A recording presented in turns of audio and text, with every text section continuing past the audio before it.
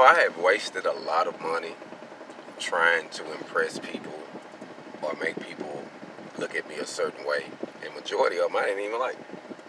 To this day, you know, I have done some retarded stuff with money. And I'm gonna be honest, you know what I mean? I think you got to be honest with yourself before you be able to grow.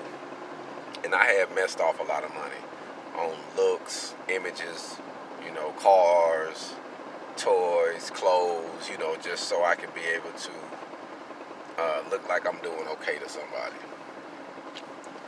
Man, sadly mistaken. I was a damn fool. Keep it real with you. I was a damn fool, man, with money. But I have been learning though. And you know what? It takes a situation where once you understand money and you actually start making money and you start seeing the meaning behind learning how to budget your money, you change. You don't look at things the same, you know? Hold on.